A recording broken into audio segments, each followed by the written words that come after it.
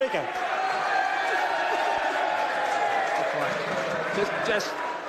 Just wait. I'm sure the member appreciates the support, but I'd like to hear a speech. The Honourable Kris Faafoi. Thank you, Mr. Speaker. I've got some bad news for Simon Bridges. There's been another leak. There's been another leak from his caucus, and I've got it right here with me. It's a little bit of advice he's written to himself. I've got it here on my hand. It says, "Live every day like it's your last." And that's the reality for Mr. Bridges, who sits in the leader's seat at the moment. But we all know, as the clock is ticking down for me, the clock is ticking down for Mr. Bridges too. So live every day like it's your last is the advice that I give to the leader of the opposition. Mr. Speaker, it's been a year since the election, and what a difference a year makes. Bill English was the leader of the National Party a year ago, Mr. Speaker. Now we have Mr. Bridges. A year ago, on election night, Mr. English stood in Auckland triumphant as if though the National Party was going to win. Next minute, something happened.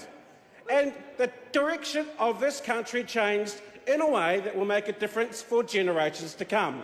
And I am proud to be part of this coalition government because, Mr. Speaker, in the areas that matter most to New Zealanders, not the car toll apparently this weekend, Mr. McLeay, and housing, health and education, and making sure that New Zealanders get a fair go. In the last 11 months, a lot has been done by this government made up of the Labour Party, New Zealand First Party and the Green Party that we are very proud of. And I'd just like to give the opposition a little bit of assistance, because I spent a bit of time over there, and I just want to say to you guys, stop being so angry.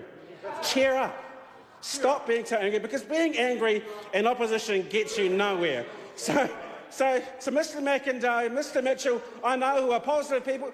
People should look at those two for the way that you should be in opposition. Be happy.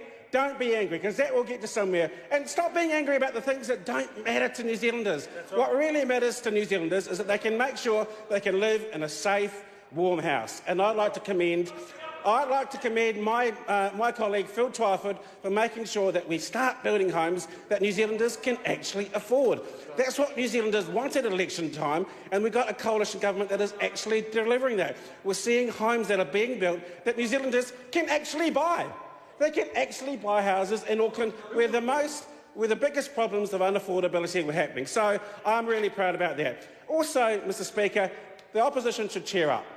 For about the last 2 or 3 months, I've been quoting anyone who's had anything bad to say about the economy. You name it, if I said something bad, doesn't matter who said it, they've been quoting at it. But as Soul to Soul said in 1989, it's back to life and back to reality. The reality is, Mr. Speaker, that last week we had the best GDP figures in terms of growth for the last 2 years. That is the reality, Mr. Mitchell. So you can argue and quote everyone you want, but the economy is going great guns. You can get anyone who you want alongside to say that things are bad and employment is going down. Employment is at 4.5%, some of the best figures since the GFC. So cheer up, okay? Just because we're over here doesn't mean it's all bad. We're doing good things for people who want fairness for New Zealanders. In health, I'd like to commend my colleague, the Honourable Dr David Clark, because he's making sure that the hospitals that have been run down in terms of their capital investment for at least 9 years are starting to get investment back in there. And is it too much to ask to have a hospital that doesn't leak?